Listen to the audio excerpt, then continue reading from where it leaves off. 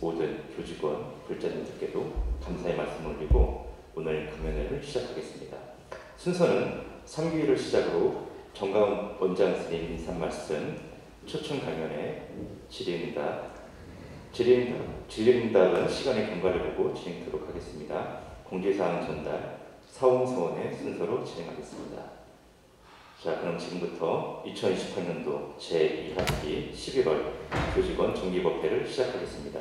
모두 자리에서 일어나시어 불기를 향해 합장해 주십시오. 다 함께 성비를 제청하겠습니다.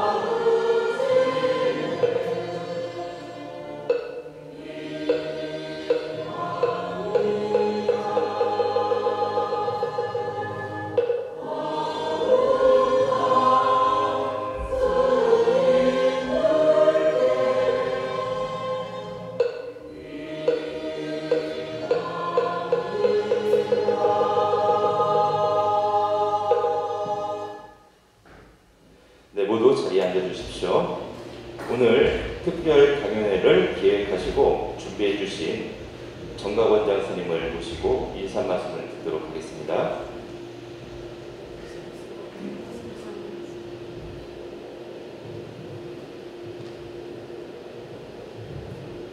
안녕하십니까.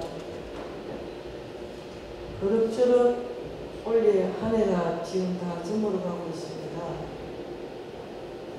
오늘은 법인 중간 감사보고가 있어서 무척 교직원과 교원들이 100주년 기념하는 모이 있을 거라 생각합니다. 그럼에도 불구하고 오늘 저희들 정기법회는 그대로 진행을 할까 생각합니다.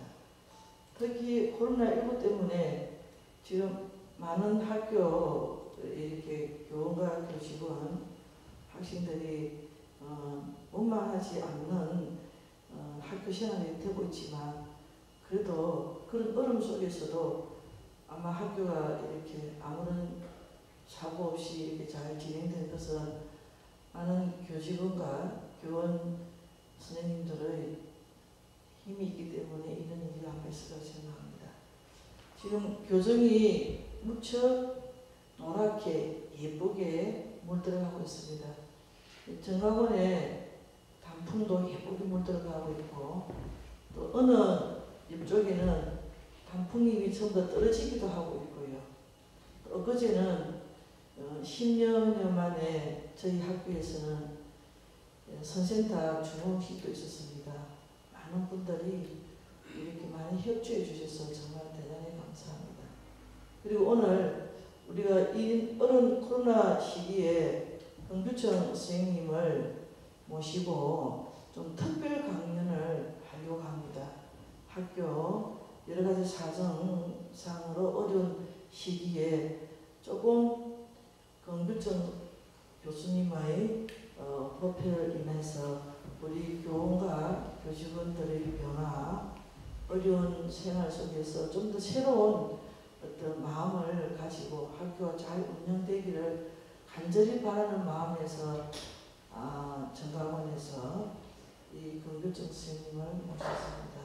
잘 강연을 들어주시고 이 강연을 인해 가지고 어려운 시기에 학교 운영과 또 새로운 시기를 맞이해야 할 점에 우리가 가져야 할 마음의 어떤 상태들도 같이 함께 잘 이렇게 이겨나가기를 바라는 그런 마음에서 이것을 기획하였습니다. 감사합니다. 많이 이렇게 협조해 주시고 또 이렇게 어려운 시간에도 이렇게 많이 돌아와 주셔서 그럼 스마트 HR 대표 긍규정 선생님을 모시고 법회를 시작하도록 하겠습니다. 감사합니다. 네, 오늘 언택트 시대 능동적 대응을 위한 자세라는 주제로 강연을 해주실 스마트 HR 컨설팅 권규천 대표님을 모시겠습니다. 큰 박수로 환영해 주십시오. 네, 우선 대표님의 양력을 간단하게 말씀드리도록 하겠습니다. 대표님께서는 LG전자에서 21년간 근무하셨고 이후 연수원장을 역임하셨습니다. 현재는 스마트 HR 컨설팅 대표로서 경영, 교육, 취업 컨설팅을 하시면서 금호공대, 영남대 교수로 재직 중이십니다. 다시 한번 큰 환영의 박수 부탁드리겠습니다. 반갑습니다, 여러분. 소개 받은 권규청입니다. 지금 어려운 시국인데 그래도 여러분들 시간 짬을 내서 여기에 귀한 걸음 하신 교수님들께, 교직원 여러분들께 감사 인사드립니다. 그 대신에 제가 1시간 반 동안 유익하고 알차게 한번 진행을 해볼 테니까 중간에 공감을 가시면 이렇게 리액션이나 또 박수나 응원을 해주시면 더욱더 힘차게 진행이 될 것 같습니다. 잘 협조해 줄 수 있겠죠? 네, 감사합니다. 요 마이크는 계속 들고 이렇게 하는 겁니까? 오케이. 제목이 지속경제구의 확보를 위한 우리 건국대가 지금 어렵다고 전 세계적으로, 전 국가적으로 다 어렵지만 지금 이 시기에 지속경제 우위를 확보하기 위해서 언택트 시대 능동적이고 적극적인 대응을 위한 우리의 자세가 무엇일까? 한번 이렇게 가볍게 한번 읽어보시면 되겠습니다. 먼저 저를 소개하면 저는 샘솟는 즐거움이라고 합니다. 제 이름이 여기 권규청이라고 하는 이름도 있지만 진짜 이름은 샘솟는 즐거움. 우리 철호 스님 하듯이 제가 샘즐입니다. 저도 제 스승이 계시는데 그 스승님한테 이렇게 요청을 받아서 샘즐이라고 제가 이름을 지었습니다. 스마트 HR 컨설팅 대표 멘탈 코치를 하고 있습니다. 스트레스에 빠진 사람들, 시리에 빠진 사람들, 분노 조절 장애자 또는 여러분들 행복하지 않고 항상 불행하다고 생각되는 사람들, 대인관계에서 문제가 있다고 생각되는 사람들을 비롯해서 청소년들 비전 취업 코칭까지, 성공 취업 코칭까지 전부 다 하고 있고 저의 핵심 역량은 멘탈 코치입니다. 멘탈 코치. 지금 이제 금홍대에서, 영남대에서 지금 취업 컨설팅 강의하고 있고요. 여기 보면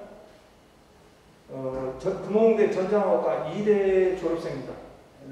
8번 학번이고요. LG전자 연수원장, 연수팀장.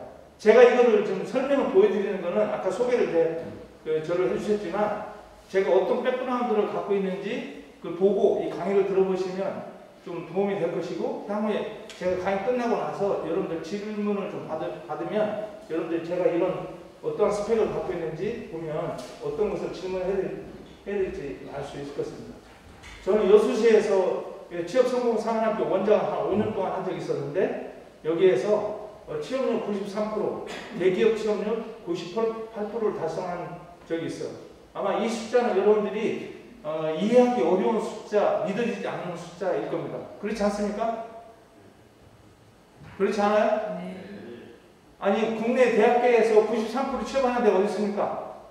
그리고 대기업 취업률이 98%가 되는 데가 없지 않습니까? 대기업 취업률이 보통 40%, 30% 이래요. 예. 근데 제가 5년 동안 하면서 그렇게 했다는 것이고요. 그래서 지금 4차 산업 미래기술 스마트 팩토리로서 스마트 마스터를 컨설팅을 좀 하고 있고 IS 9000 여기 국제 심사원으로 지금 컨설팅을 또 하고 있고 변화관리, 창조경영, 스트레스 힐링, 창조적 아이디어 발상, 프로젝트 강의 스킬, 지금 청소년 인성, 부부 행복 클리닉까지 제가 강의를 하고 컨설팅을 하고 있습니다. 이 정도로 제가 넘어가고요. 자, 여러분들 여기 화면을 보시면 지금 사각형의 격자가 이렇게 있습니다. 사각형의 격자가 있는데 이 안에서 원을 한번 찾아보세요. 원이 몇 개가 있는지. 저 안에 원이 있어요. 지금 네모 격자가 이렇게 되어 있지 않습니까? 여기에 원이 있어요. 그 원이 좀 보이면은 몇 개가 있는지 한번 말씀해 보세요. 참고로 성질이 안 좋은 사람은 원이 안 보일 수도 있습니다. 예. 근데 좀 있으면 이제 한 분이 딱 발견하게 되면 옆에서 여러 사람이 이제 아 저기 있구나 저기 있구나 이렇게 찾게 됩니다. 원이 몇 개 있어요? 16개. 정답입니다. 16개 있습니다. 16개가 있어요. 16개가 보이면 제대로 보이는 것이고, 만약에 원이 한 개만 있다, 두 개만 있다면 안 보이는 겁니다. 안 보입니까? 자, 그러면 제가 원을 가르쳐 줄 테니 한번 확인해 보세요. 여러분, 이게 원입니다. 이거 원입니다, 이거 원이에요. 제가 이걸 원이라고 가르쳐 줘도 안 보이는 사람은 안 보입니다. 그거는 그림의 문제가 있는 게 아니라 본인의 성질의 문제가 있다고 생각하면 틀림이 없어요. 여기 원이에요. 그럼 원을 그려줄게, 이렇게. 이게 원이라고 해도 이게 안 보여요. 이게 원입니다. 원. 보이죠? 원. 이게 다 원이에요. 16개가 보입니다. 그래서 우리는 이 지금 바깥에 나가도 자기가 아는 만큼만 보여요. 진리도 자기가 깨달은 만큼 보이게 되어 있습니다. 예. 자, 이제 더 이상 안 보이는 건 어쩔 수 없고 넘어가겠습니다. 이거 다 볼 때까지 이거 다 하면 안 되니까. 최근에 우리 지난번 KBS ETV 추석 특집에서 대한민국 어게 나훈아 콘서트에서 저는 이제 여러 가지 말을 했지만 제가 나름대로 좀 인상적이었던 것은 세월의 모가지를 비틀어서 끌고 가야. 세월은 흘러간다. 근데 세월에 끌려가지 말고 세월의 모가지를 비틀고 같이 갑시다. 이렇게 했는데 그 이유가 뭐냐? 이왕 가는 거 끌려가면 안 된다. 우리가 세월의 모가지를 비틀어서 끌고 가야 되는데 매일 똑같은 일을 하면은 끌려가는 것이고 내가 안 했던 일을 새롭게 하면 그 세월을 또 잡고 가기 때문에 세월이 그렇게 빨리 가는 게 아니라 늦게 갈 수 있다. 내가 지금 현재 삶을 즐기면서 새로운 일을 어제보다 새로운 일을 하게 되면 내가 끌려가는 게 아니라 세월하고 같이 함께 즐기면서 갈 수 있다. 저 말에 상당히 공감이 갔습니다. 그래서 오늘 여기에 오신 분들은 또 제가 듣기로 여기 법회에서는 우리 스님들, 큰 스님들 오셔가지고 다 하는데 저 외부 강사 초청은 잘 안 하는데 제가 또 왔다고 합니다. 그래도 이것도 새로운 도전이 아니겠는가 생각을 해봅니다. 자, 여러분, 이 프레임이라고 그래요. 요걸 프레임. 서울대학교 모 교수가 그 행복하게 대해서 강의를 했죠. 행복하게 대해서 강의를 한 유튜브를 보면 여러분들 많이 볼 수 있습니다. 그분이 프레임이라는 책을 냈어요. 프레임. 이 프레임이 뭐냐? 자기가 보는 이 세상을 바라보는 자기의 사고의 틀입니다. 자기 생각의 수준에서 깨달은 수준에서 사람을 보고 자연을 보고 그걸 느끼고 이야기하죠. 자, 그러면 여러분들 이 안에 무엇이 보입니까? 무엇이 보입니까? 오늘 강의는 이런 수준으로 하는 겁니다. 네? 저 뒤에 계신 분들 제 말이, 제 발음이 지금 마이크를 쓰고 있는데 제대로 지금 전달이 되고 있습니까? 네. 그러면 다행이고요. 예. 무엇이 보입니까? 여러분. 산삼을 모르는 사람은 산에 가서 산삼을 보고도 지나치고 도라지인지 이게 도덕인지 모르는 사람은 그냥 지나칩니다. 근데 산삼을 아는 사람은 이파리를 보면 아 저게 산삼이구나. 근데 10만인들은 지나가면서 아는 거죠. 그래서 세상은 자기가 아는 만큼만 보이게 돼 있어요. 자, 이거 힌트 드리겠습니다, 여러분. 힌트. 요게 말입니다, 말. 가운데 말을 탄 카우보이가 있어요. 요 말이 보입니까? 요게 말 대가리입니다, 말 대가리. 요 말 대가리. 말 대가리는 여기 다리입니다, 여기 다리. 요 꼬리가 있고. 그럼 여기 위에 카우보이가 있죠? 안 보입니까? 3초 안에 보이면 당신은 아티스트 디자이너의 기질을 가지고 있고 1분 안에 보이면 오늘 컨디션이 좋고 3분 안에 보이면 오늘 컨디션이 안 좋은 날이라고 합니다. 자, 이 프레임을 가지고 그래서 오늘도 지금 제가 1시간 반 동안 이 특강을 하는데 자기 자신이 갖고 있는 프레임으로 저를 판단하고 내용을 판단하고 보실 겁니다. 자, 그래서 하여튼간 어떤 수준이든 간에 여기에 집중 몰입해서 제가 볼 수 있도록 제가 일부러 아까 지금 요 프레임에 보는 거하고 그 다음에 사각형에서 원을 찾는 것을 제가 일부러 보여드렸습니다. 이쪽에 몰입하고자. 자, 그래서 여기 이게 말이 있으면 요 말이 있고 꼴 있고 만대가리가 있고 여기 카우보이 사람이 요 모자가 있죠. 이제 보이죠? 보이죠, 여러분? 네, 넘어가겠습니다. 자, 최근에 장기간 코로나로 인해서 우리 사회 경제는 어떻게 바뀌고 있는가? 그래서 지금 기업은 지금 상당히 어렵습니다. 중소기업도 상당히 어려워요. 그래서 예년에 비해서 기업이 어렵다 보니까 지금 채용을 많이 안 하는 상황이에요. 그래서 우리 학생들도 취업률이 상당히 전국적으로 전 대학교가 지금 예년에 비해서 상당히 낮은 비율을 좀 차지하고 있고, 그래서 지금 금융에서는 전국 기업체, 중소기업체 부도 방지를 위해서 자생 자금 지원을 정부에서 이렇게 지금 지원해주고 있습니다. 그런데 지금 올해하고 내년도 상반기까지 상당히 어렵고, 지금 정부 쪽에서는 소상공인에 대해서 지금 대출금을 상반기에 이어서 올해 하반기 대출금 지원을 해주고 있고, 실직자 실업기금이 실직자가 좀 많이 생기다 보니까 실직자 실업기금이 나가니까 기업체에서 교육을 시킬 수 있는 고용훈련비, 교육비가 좀 없습니다. 실업기금을 더 많이 줬기 때문에. 자, 그렇게 돼 있고, 그 다음에 이제 정부에서 지금 현재 집중적으로 그 지원을 하는 프로젝트가 4차 산업입니다. 4차 산업 관련된 IoT나 인공지능, 블록체인, 3D 프린팅, 드론, 자율자동차 이런 쪽에 관련된 스마트 팩토리에 관련된 이런 것을 정부에서 지금 정책적으로 좀 많이 지금 지원해주고 있고, 여러분들이 잘 아시다시피 일본 수출 규제 하약품 반도체하고 디스플레이 들어가는 3개 화학 물질에 대해서 수출 규제로 인해서 상당히 우리가 좀 어려워서 이거를 정부에서 과감하게 지금 연구소에다가 돈을 R&D 연구 비용을 줘가지고 지금 현재 거의 한 80~90% 자작으로 국내산으로 지금 만들 수 있는 수준까지 지금 돼 있습니다. 위기 극복이 된 것이죠. 그 다음에 이제 지금 코로나로 인해서 방호복 제작, 코로나 백신 툴, 백신, 그 다음에 진단 툴, 키트가 지금 나오는 게 전 세계적으로 좀 화두가 되고 있고, 미국 쪽에서는 화이자에서 저거를 개발했다고 지금 나와서 저것이 이제 실제 우리가 조사를 마감 할 때가 아마 내년부터 되겠죠. 예? 그래서 지금 유전공학, 바이오공학이 지금 그 대신에 이제 부각이 되고 있습니다.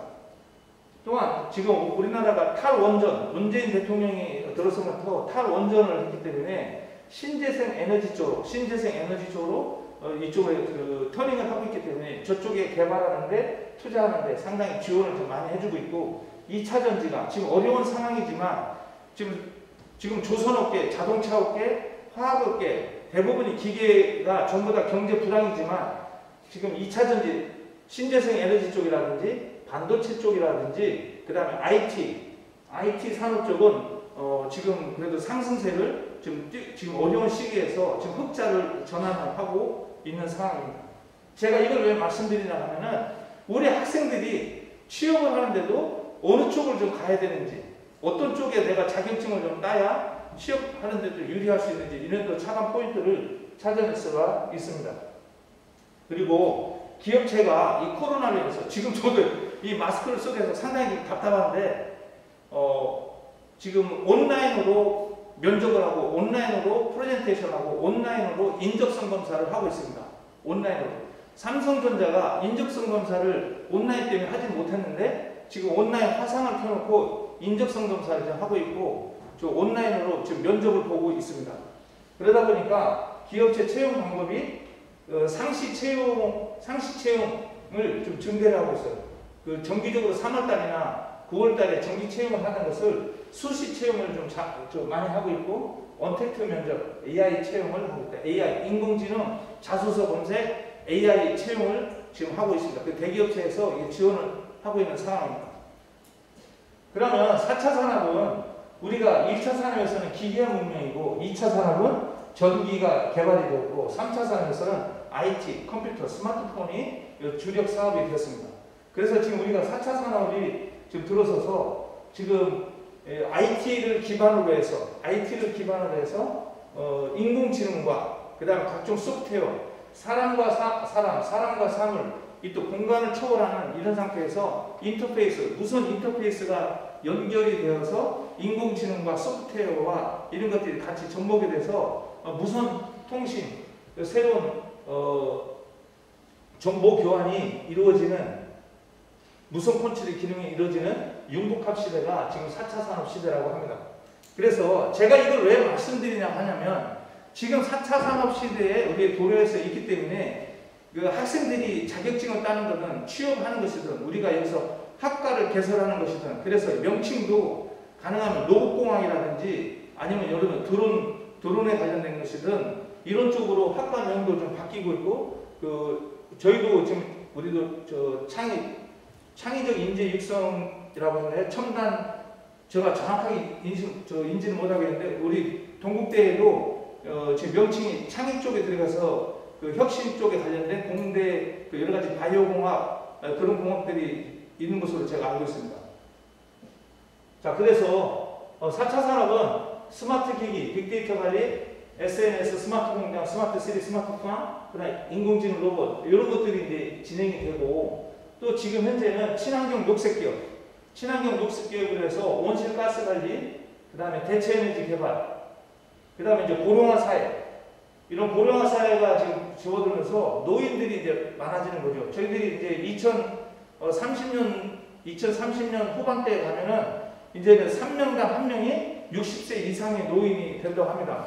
전 세계에서 우리나라가 고령화 속도가 가장 빠르죠. 전 세계에서 가장 빠른 나라가 지금 우리나라입니다. 고령화 사회로 접어드는 그 속도가. 그렇기 때문에 그렇게 돼버리면 우리 각 대학교에서는 어떻게 되느냐. 지금 청소년들은 3% 세대라고 해요. 여러분들 3% 세대가 뭐예요? 우리 지금 청소년들을 신세대를 3% 세대라고 하는데 3% 세대라 뭐라고 합니까? 뭐가 3% 세대입니까? 연애, 결혼, 출산을 포기하는 걸 3% 세대라고 해요. 거기에 또 요즘에 5% 세대까지 나오는데 그러다 보니까 결혼을 안 하고 출산을 안 하니까 아무래도 그 유치원 같은 데는 지금 문을 닫아야 되는 입장이고 그러다 보면 대학교에서도 학생 수는 점점 좀 줄어들고 그런 상황이 벌어지고 있는 상황입니다. 자, 그래서 그림으로 보면 지금 인공지능 로봇이 스마트 팩토리가 이루어지려면 빅데이터를 기반으로 해서 소프트웨어를 개발을 해야 되고 인공지능 로봇에 넣어야 되고 그 다음에 인공지능 로봇이 작동이 되려면 또 그것이 스마트 팩토리로 이루어지려면 IoT라는 것이 필수적으로 또 들어가게 되어 있습니다. 그래서 빅데이터, IoT, 인공지능 로봇 그렇게 되면 그런 것들을 활용해서 공장이 좀 더 자동화되면 무인화가 되고 스마트 팩토리가 이루어지게 됩니다. 자, 요거는 제가 뭐 설명은 하진 않겠습니다. 이런 내용이 있다는 걸 알고. 자, 그래서 결국은 4차 산업이 기술이 다 적용이 되면 가장 지금 현재 정부에서 그 중소기업체 아니면 대기업체 이런 쪽으로 지금 적극적으로 정책 자금을 지원해주고 있는 데가 스마트 팩토리고 그 다음에 스마트 팜 6차 산업입니다. 6차 산업 이거 스마트 팩토리 그 다음에 지금 스마트 시리가 서울 그 다음 세종시 그 다음에 부산 이렇게 해서 시범적으로 스마트 시리가 형성이 돼서 거기서 자율자동차가 움직여지고 있고 그 다음에 대기 오염 이런 미세먼지 이런 것들을 자동으로 측정해서 어떻게 시민들한테 알려줄 것인지 그 다음에 교통을 다니다 보면 보통 거리에서 교통 환경 정보를 리얼타임으로 어떻게 고객들이나 시민들한테 알려줄 것인가 지금 시범적으로 지금 운영을 이렇게 하고 있습니다. 그리고 이제 그 다음에 이제 스마트 홈입니다. 지금 SKT나 KT나 그 다음에 LG U+가 요즘 새롭게 짓는 신 아파트에 대해서는 거기에 들어가면 여러분들 새로 지은 아파트 가면은 여러분들 상상할 수 없는 그런 이제 그 IT 프로그램들이 적용이 돼서 집에서 엘리베이터를 작동을 시키든지 아니면 내가 차를 어디다 파킹을 하고 들어가면 자동적으로 엘리베이터가 여기 몇 사람을 내가 여기 그 RFID 여기 지금 이걸 된 걸 갖다 이걸 대면은 지금 몇 호실에 있는 사람이 여기 지금 주차를 하고 들어오고 있구나. 그러면 자동적으로 엘리베이터가 딱 가서 기다리고 있습니다. 예를 들면 그런 것도 있고 집안에 가전제품이 있어요. 세탁기, 냉장고, 에어컨, 가스레인지, 보일러 이런 시스템들이 있는데 여기에 무선 통신 기능이 들어가서 제 스마트폰으로 다 조절이 다 가능한 거죠. 지금 현재 동국대학에서 여러분들이 지금 집에 들어가기, 겨울에 집에 들어가기 5분 전에 내 보일러에, 가스레인지에, 냉장고, 세탁기, 에어컨에 전원을 온오프하고 조절이 다 가능한 거죠. 그래서 이거를 스마트 홈이라고 합니다.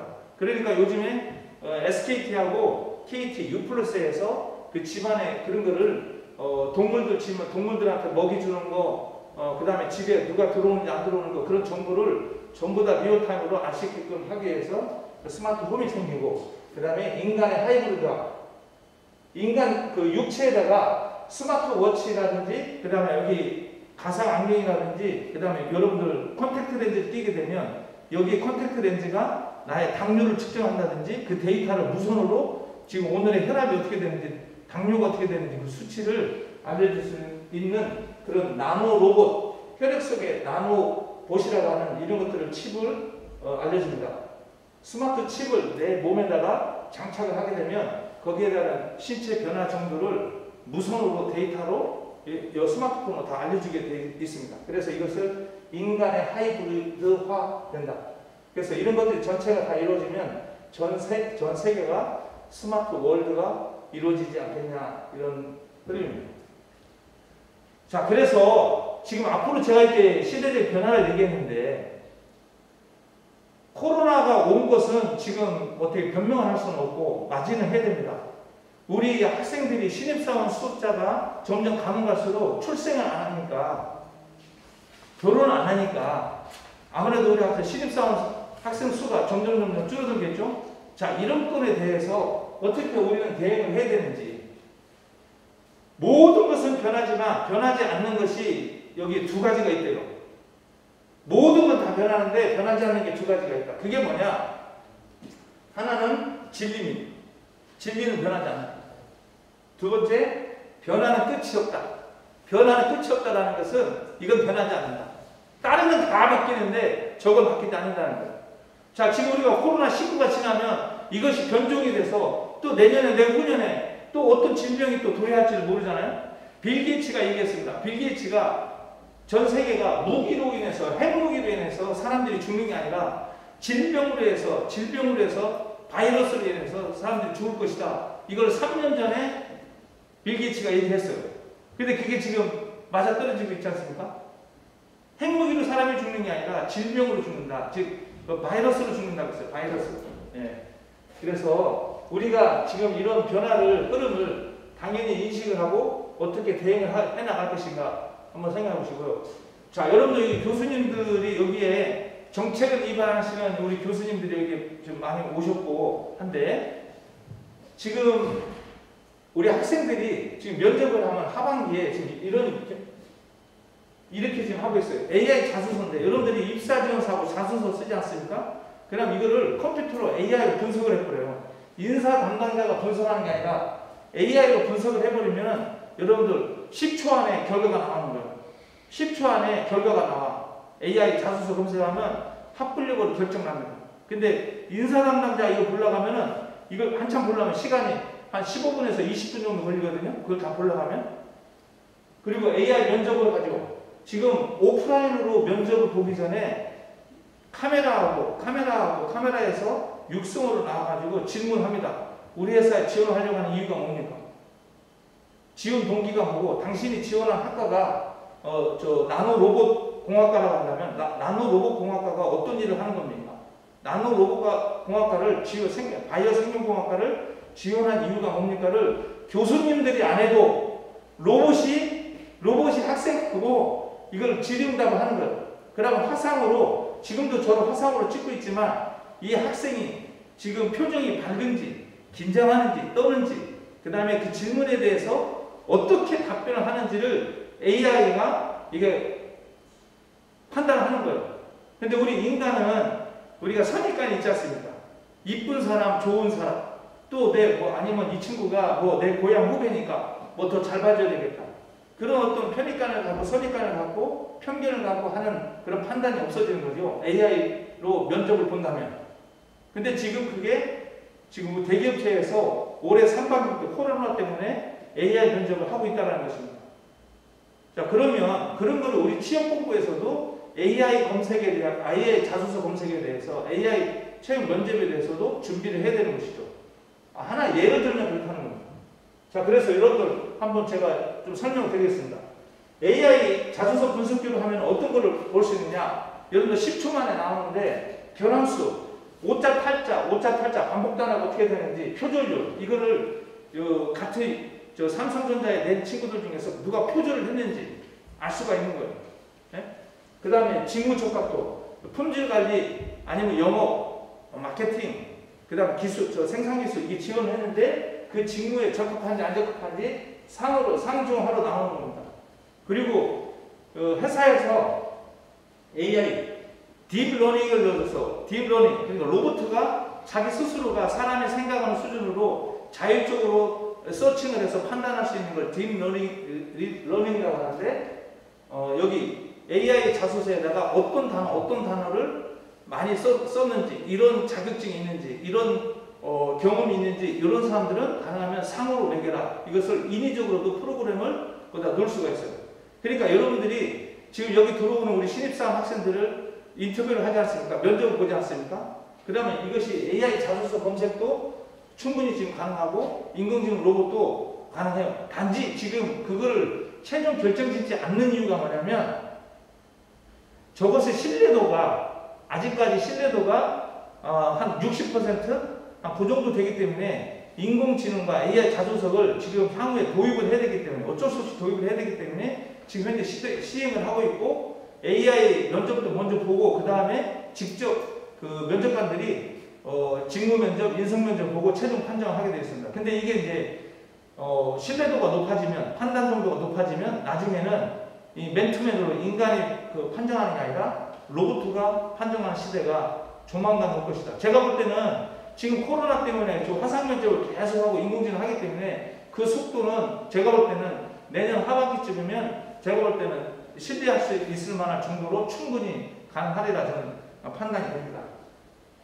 AI 면접은 기본 면접, 상황 면접, 인성검사, 자기분석하고 그 다음 게임을 합니다. 거기서 게임을 해서 이 친구의 내 반응을 갖다 측정하는 거예요. 우리 적성검사 하듯이 게임으로 실제 하는 겁니다. 게임으로. 그 다음에 이제 심층 분석을 하고. 그래서 이렇게 AI 면접이 되고 있는데, 이게 AI 면접의 결과입니다. 여러분들 이전까지 이 결과표를 보신 적이 없을 거예요. 자, 제가 이걸 보여드리는 이유는 뭐냐? 여러분들의 학생들이 우리 동국대학교에서 졸업한 학생들이 취업률이 높으면 이 학교는 학생들이 왜 안 오겠습니까? 취업률에 맞춰서 그 다음에 또 기업체에서 요구하는 인재가 어떤 인성을 갖췄는지, 어떤 테크니컬한 또 역량을 갖췄는지, 이걸 우리가 맞춤형으로 교육을 해야 되지 않습니까? 기업이 맞춤형으로 산업 프로그램을 개발을 해야 돼요. 자, 그리고 또 우리도 신입사원을 뽑아야 됩니다. 대학원 신입생도 뽑고 또 1학년생도 신입사원도 뽑아요. 그럼 그때 뽑을 때 AI 면접이라든지 AI 자소서도 향후에 이렇게 검토를 하게 되면 저비용으로 빠른 시간 내에 고효율을 분명히 낼 수가 있어요. 그럼 이런 변화에 대해서 빨리 흐름을 읽고 대응을 해야 된다. 그런 차원에서 제가 하나의 일부분을 예시로 보여주는 것입니다. 자, 그래서 여기 AI 면접의 결과로서는 이 사람을 화상으로 AI 면접을 해봤는데 종합 점수가 85점이 나왔어요. 420명 중에서 33등이 나왔고, 이 사람이 경영지원 쪽으로 지원했는데 지금 연구개발에는 가장 첫 번째로 적합하고 두 번째 경영지원이 적합하다는 결과로 이렇게 나온 거죠. 이 한 장으로 이렇게 딱 나옵니다. 그럼 요걸 보고 인사 담당자가 판정을 하는 거예요. 그래서 요거 지금 현재는 AI 면접에 대한 신뢰도 때문에 참조하는 정도로 지금 하고 있다. 자, 그래서 그렇게 돼버리면 앞으로 이제 인공지능 AI가 적용이 되면 직업들이 이제 사라지겠죠. 직업들이 사라져요. 여기 단순 격리 사무원이나 환경미화, 지금 환경미화도 자동 청소기가 다 하고 있지 않습니까? 옛날에는 새벽에 4시에 나가서 길거리 청소하게 했는데 요즘에는 기계가 다 돌아가면서 청소를 다 하고 있어요. 그 다음에 안내원, 또 약사도요, 로봇가 조제를 하는 거지. 로봇가 나 이렇습니다. 여기가 배가 아픕니다. 나이가 몇 살입니다. 성별이 어떻게 됩니다. 하면 그걸 통계적으로 내서 컴퓨터로 해서 조제를 해주는 겁니다. 뭐 매표하는 거, 택배. 그러니까 반복적이거나 정교함이 떨어지는 거, 반복적인 거는 저런 직업들은 언제든지 AI로 되고 있고, 지금 현재 주차장에 가면은 주차원들이 옛날에는 나이 드신 분들, 시에서 나이 드신 분들의 일자리 창출을 위해서 시가 운영하는 공용 주차장에 대해서 나이 드신 분들을 거기에 그 매표 돈 받는 사람으로 했었는데, 지금은 그것도 없어지고 있습니다. 다 카드를 이걸 하게 하니까 매표소 하는 사람이 필요가 없게 되죠. 네? 자, 그 다음에 그러면 인공지능으로 대체될 확률이 낮은 직업은 어떤 것들이 낮은 직업이냐? 손기술이나 손으로 하는 기술이나 창의성이 요구되거나 사람의 육감, 사람의 정서, 사람의 공감적으로 상담을 해야 되는 그런 것에 대해서는 아무리 인공지능이 나온다 하더라도 사람의 창의적인 것, 작가나 시인이나 또는 무용가, 안무가, 배우, 모델, 그다음 사회복지사 이런 것들은 직업 상담사 이런 사람들이 기계가 아직까지는 사람의 공감까지도 그렇게 커뮤니케이션이 되기는 어렵기 때문에 그런 창의적이고 인간과 소통이 필요한 그런 직업에 대해서는 인공지능이 나온다 하더라도 대체될 확률이 적다. 그래서 이제 앞으로 4차 산업 미래의 유망 직업들은 사물인터넷 전문가, 빅데이터 전문가, 드론 전문가, 이런 로봇공학자 이런 전문가들이 나오는 거죠. 그래서 우리 동국대에서도 지금 그 공대 학과명을 뭐 나노 로봇이든 바이오 공학이든 그쪽에 개설을 할 때 명칭을 어떻게 해야 되는지, 아니면 그 프로그램에 어떤 새로운 신기술, 저 회사에서 적용되는 신제품에 대한 신기술 프로그램들을 교수 산학회에서 연결을 해야 되는지 저걸 착안을 해야 되겠다. 네. 자, 요거는 간단하게 제가 이런 것들이 있다는 것만 얘기 드리겠습니다. 미래사회 변화에 출연된 8가지. 여기서 정책을 실행하는 교수님들이기 때문에 우리 동국대에서도 그게 경영학이든 아니면 공대 쪽이든 자연계 쪽이든, 그래서 어떤 학과 이런 사회적 변화에 따라서 어떤 지식을 우리 학생들이 여기 습득을 해야만이 나중에 그 기업체에 가서도 잘 인정을 받을 수 있고 취업을 할 수 있는지 이런 관점에서 이렇게 보시면 될 것 같습니다. 지구 온난화에 대처하는 녹색 기업, 녹색 직업, 온실가스 인증 심사원, 전기 자동차 개발자. 그래서 지금 삼성전자하고 지금 LG전자가 새로운 먹거리 사업으로, 백색 가정이 아니라 새로운 먹거리 사업으로 전장 사업을 하고 있죠. 자동차 전장 사업. 즉 자동차가 자율자동차가 되기 위해서는 거기에 새로운 제어장치, 무선통신장치, 내비게이션, 카메라, 센서 기능 이런 것들을 다 만들어야만이 그 소프트웨어를 만들어야 되기 때문에 그 자율자동차가 이제 구동이 될 수 있는 겁니다. 그럼 그 자율자동차에 들어가는 신기술, 신제품에 대해서 그쪽을 전장 사업을 미래 먹거리 사업으로 서로 지금 투자를 하고 있는 거지 않습니까? 삼성전자가. 네. 그리고 유비쿼터스 시대를 이끄는 직업에서 사물인터넷, 스마트 그리드 통합 운영원, 스마트 그리드, 즉 전력에서 원자력 발전소도 한국전력에서 들어오는 전력을 소비자나 기업이 지금 내가 얼마만큼 전력을 쓰고 있고 어떤 제품에 어떤 때 어느 계절에 어느 시간대에 저 전기를 쓰는 것이 가장 전략이 되는지, 어떤 제품이 전기가 가장 많이 먹히는지, 그리고 언제 돈이 고비용을 내가 부담하고 있는지 이런 정보를 리얼타임으로 한국전력에서 소비자 간에 이게 무선 통신이 될 수 있는 거죠. 정보를 얻을 수 있는 거죠. 그게 이제 스마트 그리드 통합 운영원이 되겠습니다. 증강현실 엔지니어, 그다음 첨단기술, 3D 모델러, 나노공학자, 로봇공학 기술자, 그다음 세계화 글로벌을 이끄는 직업에서 국제변리사, 의료관광 코디네이터. 의료관광이 여러분들 이제 의료기술도 무선으로 해서 원격 의료기술이 되지 않습니까? 그렇기 때문에 물론 한국을 방문해서 직접 수술을 받는 것도 있겠지만 원격 기술로 화상 기술이 되기 때문에 지금 의료 겸 관광 겸 이렇게 하는 코디네이터가 좀 있을 수 있다. 근데 지금은 코로나 때문에 지금 현재는 저게 실현이 불가능합니다. 서로 국가 간에 블록화가 되어 있기 때문에 여행이 자유롭지 못하기 때문에. 그 다음에 산업과 기술의 융합형 직업으로서 빅데이터 전문가, 로봇 감성 인지연구원, 그 다음에 문화 서비스 이런 쪽에서 삶의 질 향상을 위해서 디지털 장애사, 동물 관리 전문가. 지금 우리나라가요, 집에서 애완용으로 키우는 그 반려견이라고 하죠. 뭐 고양이라든지 이거 키우는 지금 현재 약 한 2,300만에서 2,500만이 된다고 합니다.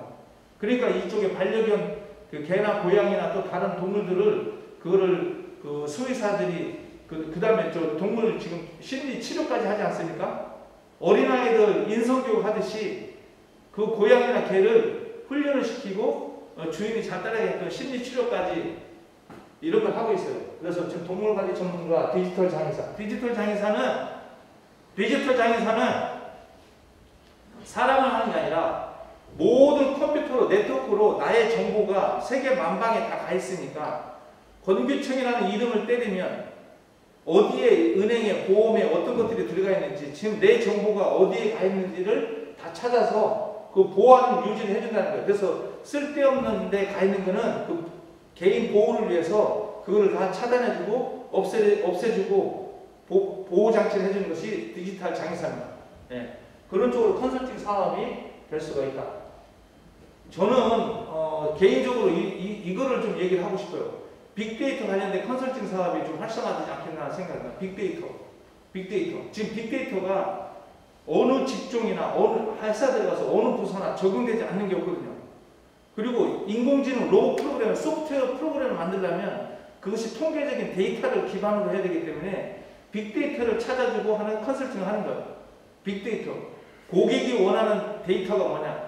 정부가, 기업이 원하는 정보가 그걸 원하면 컨설팅, 빅데이터 컨설팅 회사가 있어서 그 고객의 니즈를 받아서 짧은 시간 내에 고객이 원하는 정보를 찾아서 통계적인 데이터로 알려주는 거죠. 그렇게 해서 컨설팅 피를 받는 겁니다. 여러분도 우리가 그 부동산 중개소를 가면 원룸이나 아파트를 소개해줘서 거기에 따른 그 피를 받지 않습니까? 소개비를. 그럼 이제는 디지털로 빅데이터를 찾아서 데이터를 찾아서 그게 컨설팅 피를 먹는 거죠. 그러면 그거는 여성이든 남성이든 나이가 60이든 70이든 집에서 재택근무를 하면서 그 통계적인 데이터를 서칭 능력만 있으면 얼마든지 그 컨설팅이 가능한 겁니다. 그런 쪽으로 하려면 우리 학생들이 통계 프로그램을 알아야 되고, 예? 코딩이라는 거, 소프트웨어도 이걸 이해해야 되고, 가장 중요한 거는 통계 프로그램을 어떻게 운영해야 되는지 그런 걸 아는 것입니다. 여러분들 저거 그 빅데이터의 가장 표본이 그 구글의 알파고 아닙니까? 이세돌이하고 알파고하고 싸워가지고 4대1로 졌지 않습니까? 근데 그 알파고의 프로그램이 그 빅데이터를 기반으로 해서 그 프로 구단 이런 사람들이 전 세계적인 게임들을 몇만 번의 그런 게임들을 경우의 수를 다 집어넣어서 그 데이터가 컴퓨터가 자동 반응을 할 수 있도록 했는데 결국은 이세돌이가 지지 않았습니까? 졌어요. 4대1로 졌어. 근데 이세돌이 한 번 이기고 나서 마지막 끝날 때 한마디가 있어요. 마지막 한마디 있어요. 제가 인공지능에다가 인류가 진 것이 아니라 내가 이세돌이가 진 것이다. 내가 진 것이지 인류가 지진 않았다. 그러니까 이세돌은 아직까지 인공지능이 사람을 이길 수 없다라는 것을 했는데, 근데 제가 볼 때는 점점 가면 갈수록 이 컴퓨터의 프로그램이, 인공지능 프로그램이 딥러닝이라고 하는 자기 스스로가 학습할 수 있는 기능이 추가가 됐기 때문에 인간의 그 이상으로 인간을 지배할 수 있는 그런 프로그램들이, 로봇이 나오지 않겠나, 이런 것이 연상이 저는 예상이 됩니다. 자, 그 다음에 고령인구 다문화 사회를 위해서 기능성 식품연구, 노인상담 복지 전문가, 유전상담 전문가, 장기이식 코디네이터, 이런 것들이 새로 신직업으로 나올 수가 있겠죠. 자, 그래서 그러면 우리가 이제 이런 흐름을 읽고 새로운 정책을, 우리 동국대에서 정책을 입안할 때 학과가 됐든 어떤 사업이 됐든 또 산학 연계 프로그램이 됐든, 또는 우리 학생들이 여기 학과는 없어도 학과에서 전부 커버할 수 있는 교수가 없으면 여러분들 외국에 있는, 미국에 있는, 미국에 있던 영국에 있던 그런 석박사들을 온라인에서 이런 쪽에 관련된 특강을 연결해서 우리 학생들한테 알려주면 되는 거죠. 지금 우리 교환학생이 지금 해외를 가지 못하지 않습니까? 우리 동국대하고 자매기를 맺은 해외에 있는 대학교에 지금 교환학생을 보낼 수가 없어요. 코로나 때문에. 자, 그럼 이 상황에서 어떻게 할 거예요? 뭐 코로나 탓을 하고 있어서 안 되잖아. 그럼 이것을 온라인으로도 학점을 받을 수 있게끔, 그 다음에 그쪽에 호주에 있는 대학교 교수한테, 그 다음 미국에 있는 캐나다에 있는 빅토리아 유니버시티에 무슨 특별한 경영학 전문 교수가 있다면 그분한테 온라인으로 화상을 들어버리면 얼마든지 우리가 학점을 따고 교육을 이수하고 그 학교를 졸업하는 것은 충분히도 가능하다 이거죠. 자, 그래서 앞으로 3D 프린팅으로 인해서 1인 하나밖에 없는, 지구상에 하나밖에 없는 자기가 원하는 제품을 만들어낼 수가 있고, 그 다음에 이제 지능형 로봇가 만들어지면 노인들, 지금 우리나라가 지금 노인이 많아지는데 지금 일본은 그렇게 하고 있습니다. 말하는 로봇이 생겨서 우리나라는 지금 구청에서 동사무소에서 독거노인한테 가서 일주일에 2번씩 찾아가서 밥도 해주고 설거지도 해주고 대화를 해줘요. 그래서 지금 일본에서는 시범을 하고 있는 게, 전 세계에서 우리가 노인층이 일본이 지금 가장 높은데, 일본 쪽에서는 말하는 로봇을 그 노인들한테 보내줘서 그 노인하고 대화를 나누게 하는 거예요. 그럼 로봇이 보고 하는 거지. 할머니 오늘 옷 입고 있으면 할머니 오늘 어디가? 오늘 얼굴이 인상이 안 좋은데 기분이 안 좋아요? 또 좋으면 왜 좋아요? 오늘 반찬은 뭐를 만들었어요? 이런 대화를 하는 것입니다. 그래서 요게 이제 그 집에 청소, 요리, 육아, 간병 등에 특화된 이런 이제 가사 로봇이 보편화될 것이다. 그 다음에 자율주행 자동차 이런 것들이 나오고 스마트 3가 나와요. 자, 그러면 우리 쪽에서는, 우리 학교에서는 그럼 저런 것들이 4차 산업이 되면 어떠한 인재를 육성할 것이냐. 우리 동국대에 보면은 동국대 그 인재 육성 프로그램이 있죠. 참 인재입니까? 참 인성 프로그램을 하는 참 인재 양성 프로그램이 있죠. 우리 동국대 내에 있습니까? 없습니까?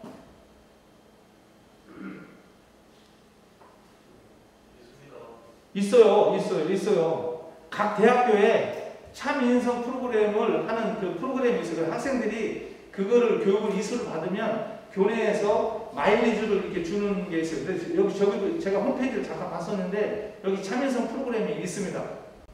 자, 그렇게 하듯이, 그러면 우리는 동국대에서 우리 여기를 졸업하는 학생들한테 지금 4차 산업 시대에서 요구하는 인재상이 비판적 사고를 갖고 있는 사람, 창의적인 사람, 협업하는 사람, 소통과 협업을 하는 사람, 이런 인재를 4차 산업 시대에 원하는 거예요.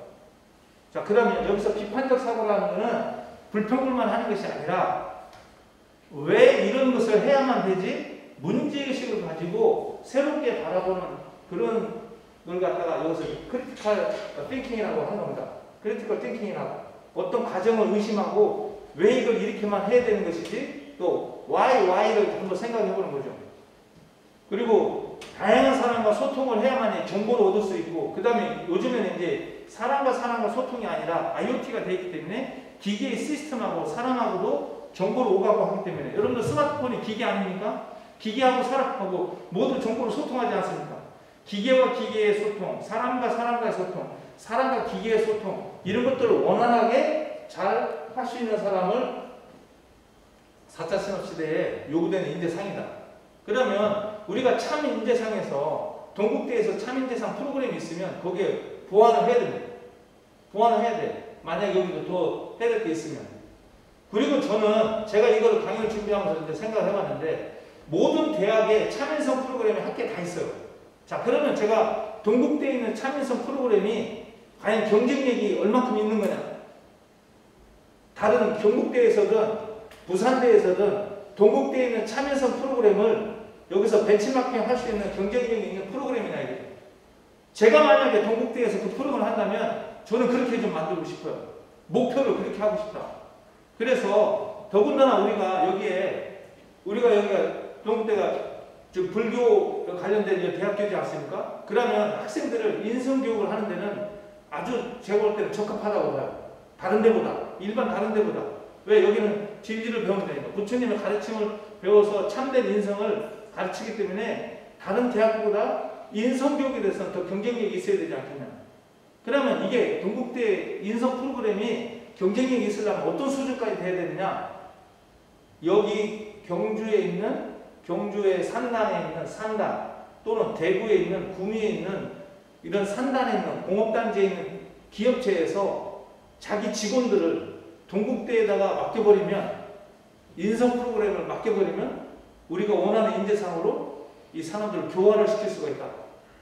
그 정도까지 돼야 이게 저는 그 동국대의 최고의 경쟁력 있는 인성 프로그램이 되지 않을까. 그리고 동국대에서 그런 프로그램을 우리가 보유하고 있다는 것이 기업체에 알려지면 우리 학생들이 기업체에다가 원서를 냈을 때 자소서를 보거나 인성검사를 테스트하는데 동국대 학생 출신이라고 하면 일단 믿고 들어가는 거죠. 동국대에서 이런 프로그램을 이수한 학생이라고 한다면 믿고 들어가는, 신뢰할 수 있는 데이터가 되는 거예요. 그래서 저는 그거 하나만이라도 저는 제대로 한번 해보면 좋겠다는 생각입니다. 모든 대학교에 다 있습니다. 인성 프로그램이. 근데 우리는 그 인성 프로그램을 강화할 수 있는 이 조건이, 환경의 조건이 딱 돼 있기 때문에 그걸 교수님부터 해서 교직원부터 해서 우리 학생들까지 여기서 참된 진리를 알고 그 다음에 인성을 터득해서 하면은 어떻게 인성검사 테스트를 하는데 대기업체 가고 공기업체 가려면 인성교육을 100% 치러야 되거든요. 그러면 인성검사에서 불합격될 수가 없는 거죠. 인성검사에서 불합격될 수가 없어요. 네. 요거를 저는 한번 강조를 합니다. 자, 그래서 디지털 아날로그의 여기 디지털, MES, GSM 이런 프로그램도 있고, 그 다음에 우리가 인간이 갖춰줘야 될 변화 핵심, 소통, 협력, 프로 정식, 윤리경영, 주인 정식 이런 것이 있듯이 요거 디지털하고 인간적인 거하고 같이 융합이 돼야 참된 인재가 나오지 않느냐. 예? 저는 이렇게 보고 합니다. 이거 인원은 얼마 없지만 잠시 제가 여러분들 집중하는 의미에서 한번 해볼까요? 자, 우리 원장님도 따라서 한번 해보세요. 네. 잘 보고합니다. 잘 듣습니다. 통째로 다 듣습니다. 자, 여러분 한번 오른손 들어보세요. 잠시 막간을 이용해서 이 동영상을 보고 계시는 분도 따라서 하시면 됩니다. 저를 따라서 하면 됩니다. 자, 손가락으로 가리키면서 고양이 따라서 합니다. 고양이, 개, 여우, 쥐, 까마귀. 고양이, 개, 여우, 쥐, 까마귀. 고양이, 개, 여우, 쥐, 까마귀라고 했습니다. 그렇죠? 자, 그럼 이제 섞어. 자, 섞어서 이제 맞춰보세요. 자, 우리 교수님들 한번 맞춰보세요. 이거 뭐라고 했습니까? 고양이. 그럼 이거 뭘까? 까마귀. 그럼 여기 뭐게? 개입니다. 개요. 자, 그러면 여기 뭐지? 잘했습니다. 여기 뭐지? 쥐입니다. 쥐. 자, 여기 뭐요? 여우입니다. 여우예요. 여기 뭐요? 여우. 이게 뭐요? 여우. 잘 모르겠습니까? 여러분들 요것도 조금 있으면 아하 요 바로 도통하는 소리가 나와. 좀 보시면. 자, 보세요. 고양이, 개, 여우, 쥐, 까마귀. 고양이, 개, 여우, 쥐, 까마귀. 자, 섞었어요. 섞어. 여기 뭐라고? 네? 고양이 맞아요. 고양이. 그럼 여기 뭐라고? 고양이입니다. 여기 뭐라고? 고양이. 여기 뭐지? 쥐. 여기 뭘까? 여기 뭘까? 까마귀. 여기 젊은 우리 젊은 학생들이 알 거예요. 좀 있으면 이거 알아. 이거 왜 이게 까마귀인지. 이게 뭘까? 까마귀. 여기 뭐지? 쥐. 여기 뭐라고? 고양이. 이거 빨리 한 사람이 다른 사람 나와야 이거 빨리 멈추고 가는데 진도가 나가는데 모르겠습니까? 여기 뭐지? 쥐입니다. 쥐. 자, 그러면 요거를 한번 따라서 하세요. 자, 자, 잘 보고합니다. 따라서 하세요. 잘 보고합니다. 잘 듣습니다. 통째로 다 듣습니다. 저게 힌트예요. 제 말을 통째로 다 들으면 답이 나와요. 근데 여러분들이 걸러서 들으면 답이 안 나와. 고양이, 개, 여우, 쥐, 까마귀. 고양이, 개, 여우, 쥐, 까마귀. 이게 뭐라고? 고양이. 이게 뭘까? 까마귀. 이게 뭐요? 여우. 이게 뭐요? 여우. 이게 뭐게? 개. 우리 여학생들 모르겠어요? 알겠어요? 모르겠어요? 모르겠어요? 제가 하는 말을 통째로 다 들으시다니까. 통째로 다 안 듣잖아. 여러분들 걸러서 듣잖아. 제가 맨 마지막에 뭐라고 끝나는지 보세요. 뭐라고 끝나는지. 요게 뭐지? 쥐. 요게 뭘까? 까마귀. 이게 뭐요? 여우. 요게 뭐게? 개. 그렇죠? 이게 뭐요? 요. 뭐라고? 고양이. 고양이. 제가 하는 말이 마지막 끝나는 말이 뭐냐? 뭘까? 까마귀. 뭐요? 요. 뭐라고? 고양이. 요게 뭐게? 네, 개입니다. 이제 아셨습니까? 네. 대체 다 듣고 제가 집중하기 위해서 하는데, 자, 조금만 더 하겠습니다. 자, 스마트 유니버시티가 되려면, 우리 동국대가 스마트 유니버시티가 되려면 무엇을 특화해야 되는지, 자, 교수의 방법이나 사무행위 처리, 그 다음 학교 홍보 초청 설명회. 지금 학교 홍보 초청 설명회를, 학부모 초청 설명회를 어떻게 할 것인지, 신입사원 환영회를 어떻게 할 것인지. 지금 코로나 때문에 단체들 못 모이지 않습니까? 그러면 뭔가가 이거 지금 찾아내야 돼. 연구 논문 활동, 그 다음 우수학생 발굴 활동을 해야 되는데, 여러분들 우수학생을 우리가 좀 먼저 땡겨오기 위해서 어느 고등학교에 가서 그 학교하고 자매기를 맺는다든지 이런 활동들을 해야 돼요. 그 다음에 산학 프로젝트, 교수님들이 연구 논문 써야 되면 공단에 가서 기업체하고 산학 프로젝트를 해야 되잖아. 그럼 그 산학 프로젝트를 하려면 여러분들이 돌아다니셔야 되는데, 자, 이걸 어떻게 할 거냐, 이거죠. 우리 연구원들을 데리고, 대학원생이든 대학생들이든 데리고 기업체를 다녀야, 거기서 프로젝트를 해야 나중에 취업할 확률이 높습니다. 자, 이런 것들을 어떻게 스마트화를 시킬 것인지, 그 다음에 스마트 창의 융합대학. 여러분들이 지금 학교 명칭은 스마트 창의 융합대학이라고 지금 돼 있죠? 여러분들 학교에 그렇게 돼 있어요. 그래서 이쪽에 ICT, 인공지능 로봇, 도시환경 에너지 신재생 스마트시티, 디지털 디자인공학, 생명공학, 창의적 발상공학, 이런 것들을 우리가 좀 고민을 해야 되겠다.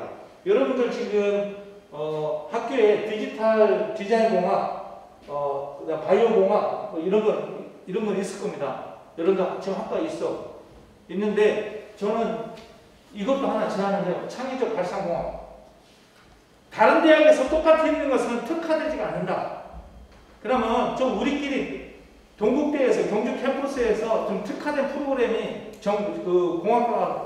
학과가 또 어떤 학과인지 그런 걸 만들어내는 것도 괜찮다. 저는 창의적 발상공학과를 만드는 것도 상당히 괜찮다고 생각합니다.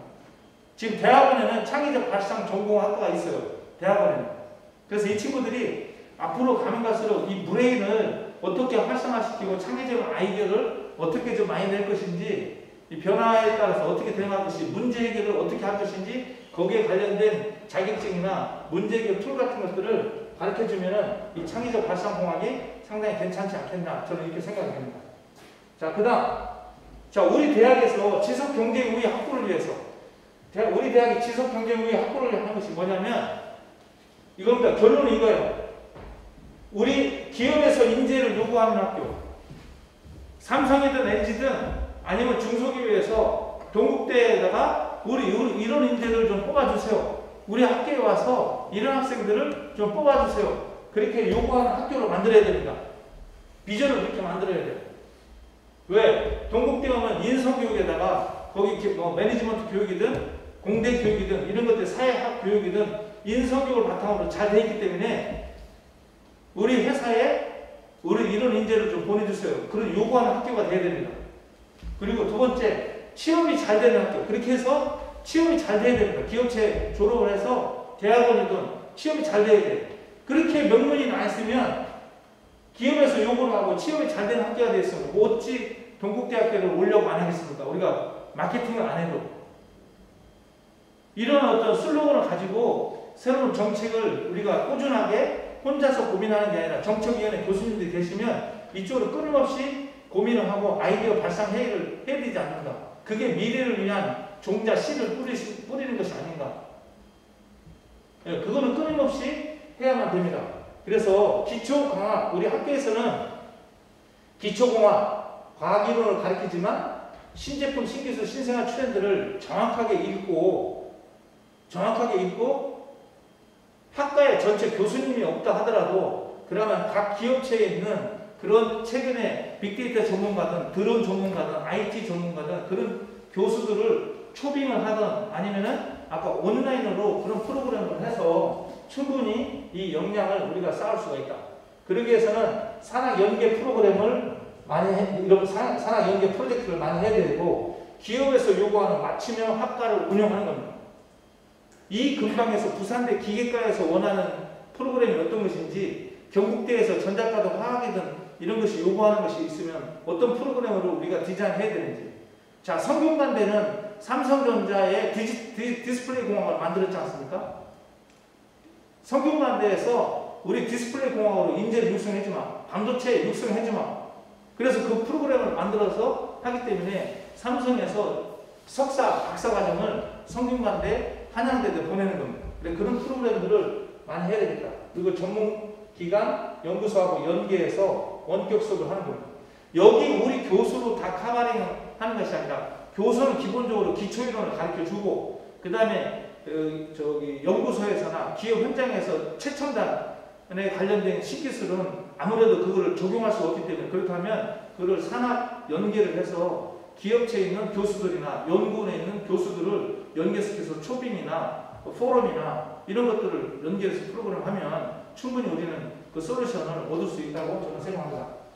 그리고 여기 사회에서 요구하는 참인재, 다른 대학에서 벤치마킹 수준이 될 수 있도록 다른 대학교뿐만 아니라 기업체에서도 동국대의 참인성 프로그램을 가게 되면 인성교육을 제대로 시킬 수가 있다. 여러분 요즘에 사기업에서나 공기업에서는 NCS 직업 기초능력을 필요합니다. 공무원이나 공기업 NCS 직업 기초능력이 있고 그 다음 일반 사기업체에서 요구하는 소통, 협업, 창의, 도전 윤리라는 게 있어요. 이런 것들을 여기서 어떻게 특화된 프로그램을 만들어서 이거를 뭐 외부에서 벤치마크 오게 할 것인가. 저는 그것도 미래의 숙제라고 저는 생각합니다. 자, 여기까지 지금 제가 이런 현황에 대해서 그다음 우리 동국대가 어떻게 좀 변화를 해야 되겠는지 얘기했는데 그다음 그 위기관리 리더십에 대해서 조금 제가 좀 말씀드리겠습니다. 요즘에 뉴노멀 시대라고 해요. 요즘에 뉴노멀 시대. 뉴노멀. 그 얘기 뭐냐면 저성장, 불확실성, 비대면 등 더 이상 기존의 논리나 기준으로서는 설명할 수 없는 일들이 발생한다. 기존의 논리나 기준으로서 그래서 새로운 노멀, 뉴노멀이라고 이렇게 이야기를 합니다. 자, 그러면 변화에 신속 적응하고 혁신하는 창의적인 조직이 필요한데 변화에 신속하게 적응하는 조직은 무슨 조직이냐? 에자일 조직이라고 합니다. 에자일이라고 에자일. 변화에 신속하게 변하는 조직을 에자일이라고 에자일 조직. 그 다음에 창의적인 조직, 디자인 싱킹. 미국의 실리콘밸리에 있는 세계적인 디자인 기업이 있습니다. IDEO라고 하는 회사가 있는데 우리나라 대기업에서 있는 임원들이 거의 이쪽에 미국의 실리콘밸리 디자인 기업이라고 가장 세계적인 혁신 기업이라고 하는 IDEO에 가서 이 제품 개발의 프로세스를 공부합니다. 이쪽에 회사의 기업 문화를 공부해요. 그래서 에자일은 좀 작은 거라도 빨리 시도해서 그 피드백을 받고 다시 실행을 해본다. 이거 에자일 조직이라고 하는데 그게 뭐냐? 방송국 프로그램, 컴퓨터 프로그램 개발회사, 타스크포스 조직 이런 쪽을 에자일 조직이라고 합니다. 자, 지금과 같이 급속하게 변화가 되니 우리 동국대도 에자일 조직이 되려면은 오늘 이런 강의를 듣고 어떤 차관을 듣고 어떤 걸 정책 위원들이 협의를 해서 이런 과를 하나 만들어보자. 이런 산업 프로그램을 한번 만들어보자. 대한민국에서 최고로 프로그램이라고 한번 방송국에서도 벤치마킹 올 수 있는 그 인성 프로그램을 지금 우리나라에서 청소년들 인성 프로그램이 제일 중요한 거 아닙니까? 각 대학에서 인성 프로그램을 왜 교육을 하겠어? 기업체에서 공기업에서 왜 인성검사를 100% 하겠냐? 그래 그런 거를 하기 위해서 그럼 이거 한번 해보자. 그러면 어떤 단계를 해보냐면 여기 아이디오라고 하는 미국의 아이디오라는 이 제품을 개발하는 디자인하는 그 순서가 있어요. 이거 잠깐 소개해드리겠습니다. 어떻게 하냐면 이런 거예요. 디자인 혁명의 아이디어 디자인 띵킹이 있는데 여기서 디자인이라고 하는 것은 고객의 니즈를 솔루션으로 바꾸는 직업을 고객의 니즈를 고객이 원하는 바를 해결책으로 바꾸는 직업이 이게 디자인이다. 자기도 그렇게 명명을 했어요. 그러면 이 단계가 뭐냐면 첫 번째 관찰입니다. 고객이 원하는 제품을 만들기 위해서 관찰하는 거예요. 그럼 여기에는 우리 뭐 전자공학 가면 전자공학 교수들만 모이는 게 아니라 역사학과 교수도 모이고 생물학과 교수도 모이고 곤충학 교수도 모이고 사회학자 교수들이 모여서 이 제품을 만들기 위한 다양한 아이디어를 내는 겁니다. 근데 우리는 아이디어 내면 화학과나 화공학과의 전문가들만 모여서 이렇게 하지 않습니까? 근데 그거를 처음에 관찰을 하기 위해서는 다양한 전공을 가진 사람들이 모여서 어떤 아이디어를 하고 이걸 브레인스토밍을 포스팅을 해서 이 벽에다가 아이디어를 많이 이렇게 붙잡게 해놓은 겁니다. 누구나 얘기된 것이 알 수 있도록. 그 다음에 이 아이디어가 나오면 빨리 그 프로토타입을 견본을 한번 만들어 보는 거야. 샘플을 만들어 보는 거야. 샘플을 만들어서 그 다음에 리파이닝 한번 이거 시범 운영을 해봐요. 시범 운영해봐서 이게 될 거냐 안 될 거냐 무슨 문제가 있는지. 자 신속하게 만약에 아까 제가 창의적 발상공학 내공학과를 만들자고 했어요. 그럼 이걸 한번 만들어서 과학자들이나 전공학자나 화학자나 이게 바이오 생명공학에 해당이 되니까 내과. 그럼 그런 교수들이 모여서 우리 동국대에서 특화된 프로그램 하나 만들자. 그러면 이런 거를 만약에 모여서 브레인스토밍을 했어. 그러면 그 과정 운영을 한번 시뮬레이션을 한번 해보는 거죠.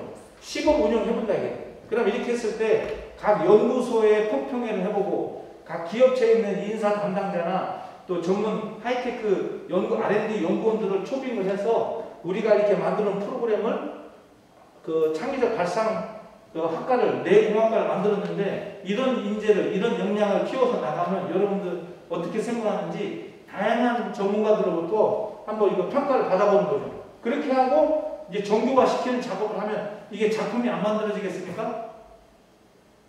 그렇겠죠? 그래서 이런 단계를 이게 제품을 만드는 기업체의 단계지만 우리 학교에서도 고객에 대한 학생들한테 서비스 프로그램을 만드는 것도 여기 적용이 되고 학과를 만드는 것도 적용이 되고 하다못해 이런 버페를 하는 것도 이런 시스템도 어떻게 바꾸는 것도 적용이 됩니다. 안 되는 게 없어요. 자, 요건 넘어가겠습니다. 요것도 제가 창의적인 아이디어인데 넘어가기 전에 한번 봤으니까 보여드리겠습니다. 자, 여러분들 봐요.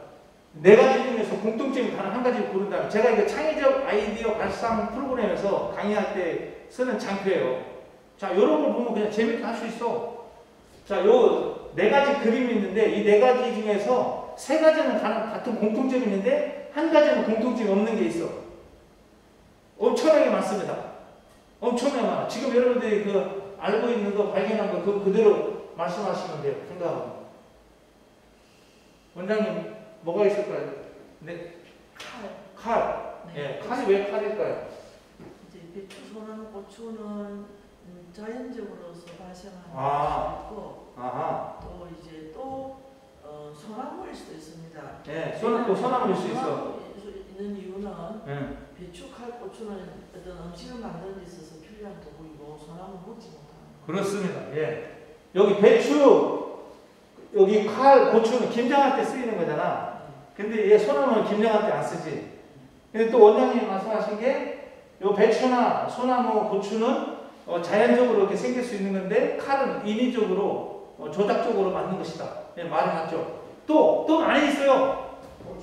고추 왜? 그렇습니다. 다른 건 다 한 개인데 고추는 3개 있잖아. 맞아요. 예. 그리고 다른 거는 다 여기 식물인데 칼은 금속이죠. 그렇죠, 여러분? 네, 그런 것도 있고 여러 가지가 있어. 또 뭐 여기 지금 종류가 많은데 제가 시간 관계상 넘어가겠습니다. 하나만 얘기하고 예를 들어서 이런 건 여러분들 상상 안 해. 자, 여기 배추, 소나무, 칼은 쉼표가 있어. 근데 고추는 쉼표가 없어. 그리고 배추, 소나무, 고추는 받침이 없어. 근데 칼은 받침이 있어. 이렇게 하듯이 엄청나게 여기 지금 많이 있어요. 보는 사람의 각도에 따라서. 요게 이제 창의적 발상학과에서 저런 훈련을 계속 하는 거예요. 아이디어 발상 기법이 약 20가지가 되거든요. 아이디어 발상 기법이. 그러면 삼성전자에서 쓰는 아이디어 발상 기법이 트리츠예요, 트리츠. 그럼 그런 트리츠를 여기서 가르치고 자격증도 따고 하면 삼성 쪽에서는 엄청 좋아할 수밖에 없습니다. 예. 그게 맞춤형 프로그램이다. 그런 얘기입니다. 그래서 창조적인 사람이 되기 위해서는 끊임없이 창조적이 되려고 애써야 된다. 자, 요거 남들과 다르게 보고, 남들이 보지 못하는 것을 보고 긍정적으로 본다. 창조적인 사람은 남들과 다르게 봐요. 저걸 보고 다른 각도에서 보는 거지. 그리고 남들이 보지 못하는 것을 봅니다. 남들이 보지 못하는 걸 봐. 긍정적으로 본다. 잘 할 수 있다. 옛날에 정주영 회장이 우리나라에 와서 그랬더라고요. 한국에 오니까 온갖 바깥에 나가보니까 장사할 게 그렇게 많더라고요. 돈 벌 게 다 돈 벌 거다 보니까 자기 다 비즈니스 할 거다 이게 사업할 수 있는. 여러분들 정주영 회장이 그리스에 갔을 때 조선소도 왕궁 짓지도 않고 우리나라 500원짜리 지폐를 들고 거기에 그 거북선 나온 걸 가지고 그리스에 가서 우리 한국에서 우리 현대에서 배를 만들어 주겠노라. 우리 옛날에 이순신 장군이 여기 거북선 배를 이런 배를 만들었었다. 그 500원짜리 지폐를 가지고 가서 설명을 해서 수주를 받아왔다는 거 아닙니까? 예, 그런 생각을 할 수가 있어. 자, 여러분들 여기 그림과 관련된 내자. 이 그림을 보면 내자로 뭐가 생각이 되는지, 연상이 되는지. 내자로. 이 그림을 보면 내자로 뭐가 연상이 되는지. 이게 오. 이 나무. 이 아파트가 있어요. 내자로.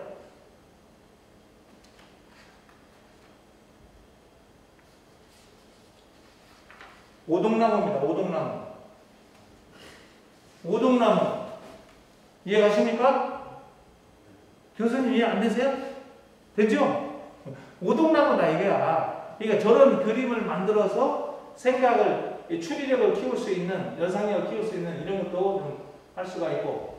자, 그래서 제가 이제 쓴 건데, 패러다임 시프트가 필요하다. 패러다임 시프트가 사고의 전환에, 의식의 전환. 그래서 우리가 라떼는 말이 요즘 나이 드신 교수들이 학생들한테 라떼는 말이 옛날에 이랬었는데 보릿고개 얘기하면서 자꾸 이렇게 바뀌라 해가지고 요즘 Z세대가 말 안 듣는다 이거죠. 라떼는 말이 아니라 지금은, 미래에는, 옛날 얘기 하지 말고 지금은, 미래에는 이런 얘기 해라. 요즘 같은 시대에 소통을 해야 되는데 침묵은 금이 아니다.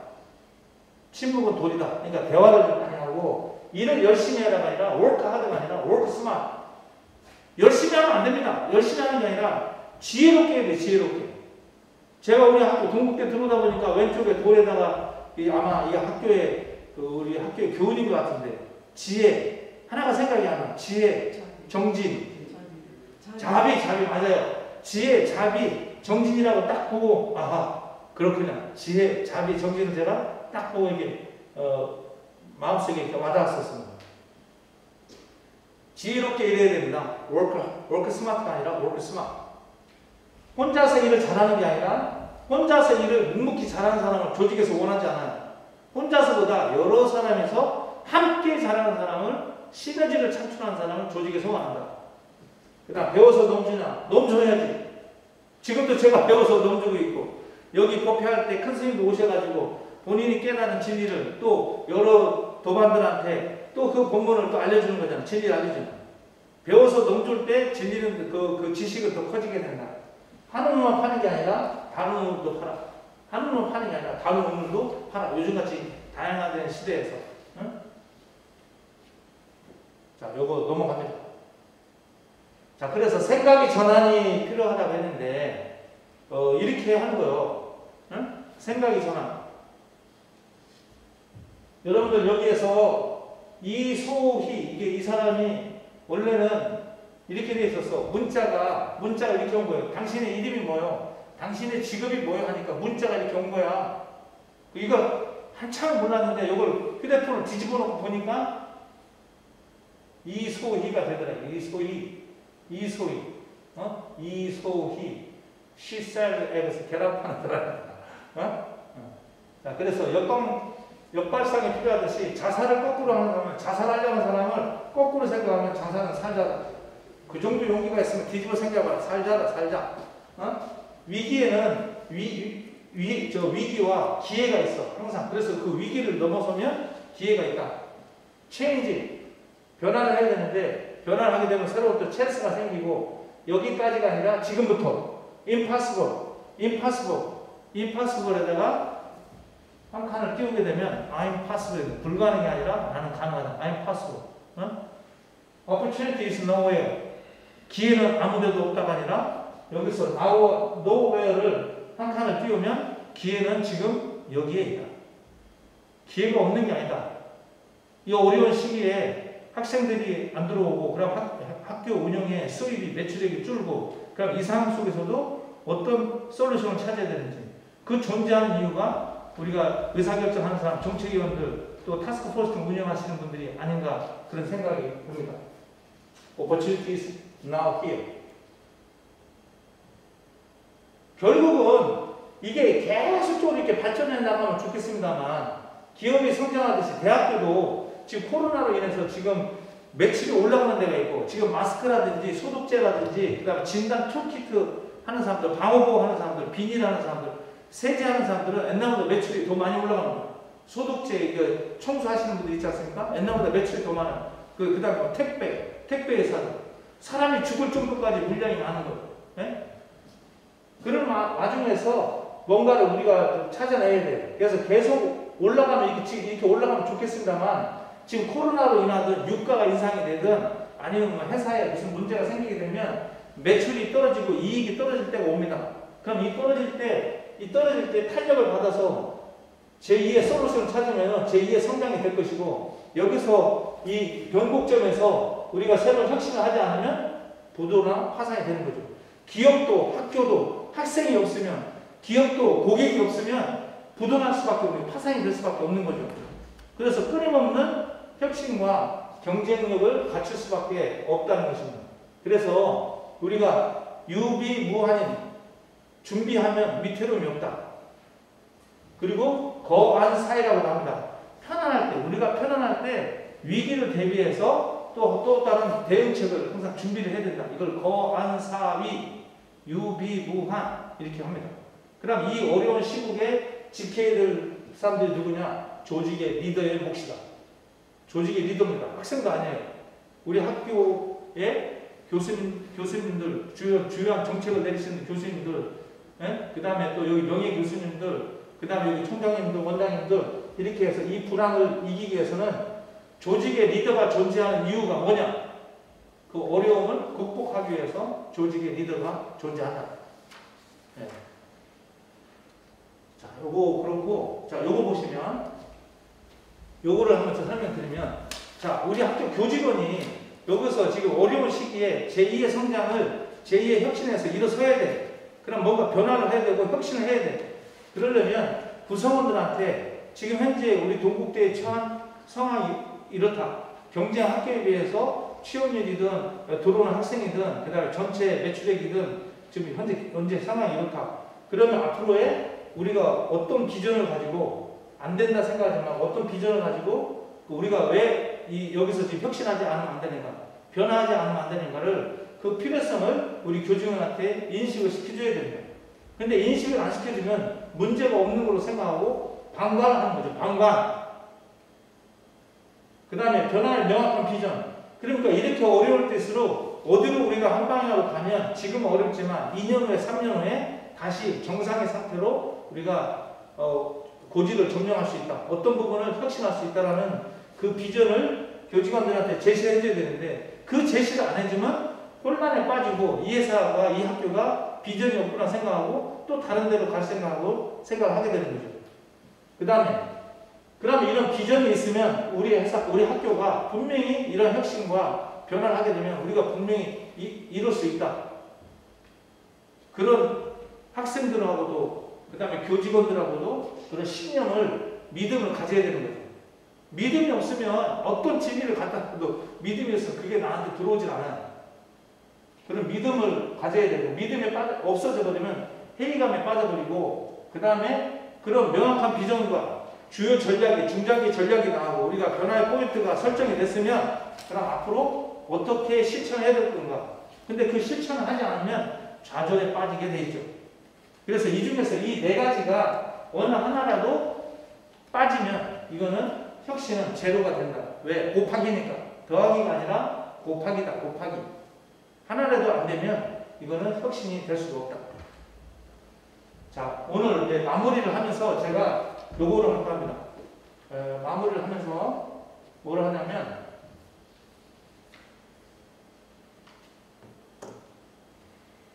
그래서 앞으로 팔로워가 될 것인가, 리더가 될 것인가, 변화의 팔로워가 될 것인가, 리더가 될 것인가. 아까 제가 그냥 하나 예를 들어서 인성교 프로그램을 전국 대학에서 하는데, 그럼 여기서도 다른 학교가 하니까 내가 따라서 하겠지. 스마트 관련된 창조적 융합형 인재를 만들었는데 다른 대학에서 이런 걸 하니까 그런 게 아니라 우리 동국대만의 특화된 프로그램에서 여기서 경쟁력을 갖추기 위해서 어떻게 되느냐. 그러려면 리더가 돼야 되는데, 그러려면 새롭게 남들이 하지 않는 똑같은 거 하더라도 새로운 스마트 방법을 찾아내야만 된다. 그래야만 지속 경쟁력을 찾을 수가 있다. 그런 거예요. 자, 그래서 리더가 된다면 예측 게임을 해야 되고요. 지금 어떻게 변화가 되고 내년도 가면 더 어려질 거고 더 어려질 건데, 그러면 이런 시국에서 어떻게 과 운영을 해야 되고 고객들한테 어떤 서비스 운영을 온라인상으로 좀 할 수 있는지, 교수 방법을 어떻게 바꿔야 되는지 예측 경영이나 의사결정을 해야 됩니다. 그 다음에 리스크 매니지먼트, 위기관리 해야 되죠. 위기관리 해야 돼. 조직관리 인젝션을 해야 되고, 그 다음에 이제 우리 직원들이나 그 핵심 정책 결정을 내리는 리더들은 그렇고, 그 다음에 그거를 수행하는 사람들은 반드시 프로세스 섹션이나 일하는 방식, 문제 해결, 이렇게 해서 목표 달성을 이루는 것이 우리 팔로워들이 하는 역할입니다. 자, 그래서 지금 오늘 제가 스마트 시대, 융복합 시대 또는 언택트 시대의 사회적 경제적 흐름이 지금 어떻게 흘러가고 있고, 그 다음에 우리 리더들이 또 우리 동국대가 그 와중에 조금이라도 지속적인 경쟁력을 갖추려면 리더들이 어떻게 해야 되는지, 어떤 특화된 프로그램을 좀 해야 되는지 저만의 아이디어를 한번 제시를 해봤고, 변화에 대한 필요성을 좀 이렇게 말씀드렸습니다. 오늘 좀 도움이 되셨는지 모르겠습니다. 혹시 제가 뒤에 다른 장표는 오늘 장표는 여기까지만 설명하고 다른 뒤에 장표는 오늘 시간 관계상 좀 하지 못하겠고, 여기까지 좀 이렇게 말씀을 드렸는데 좀 오늘 좀 강의에 좀 도움이 되셨나요? 네.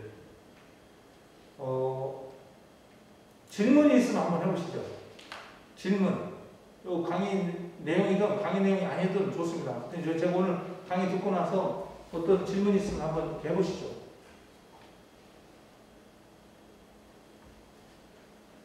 없으면 제가 해볼까요? 여러분들 이렇게 이런 어떤 혁신적인 변화적인 하려면 아무래도 새로운 일을 해야 되니까 기존의 간행적인 일을 벗어나서 새로운 창의적 아이디어 발상도 해야 되고, 또 새로운 경쟁력을 갖추려면 리스크도 따르고 하기 때문에 정신적인 어떤 부담도 좀 있을 거예요. 그러니까 이런 일을 하게 되면 보통 여러분들, 우리 교수님들 좀 스트레스를 좀 많이 받는 편입니까? 그렇습니까? 교수님들 한번 말씀 좀 해보세요. 스트레스 받고 정신적으로도 좀 많이 힘듭니까? 그러면 안 힘듭니까? 그런 스트레스 그런 거 없고 그냥 편안하고, 그냥 어차피 우리가 해야 될 과제이니 지금 묵묵하게 받아들이고 좀 해야 될 필요성을 느끼고 있습니다. 그러나 그렇게 정신적으로 스트레스나 어떤 불편한 마음은 없습니다. 우리가 해야 되는 것만 명확하게 알고 있습니다. 지금 그렇습니까?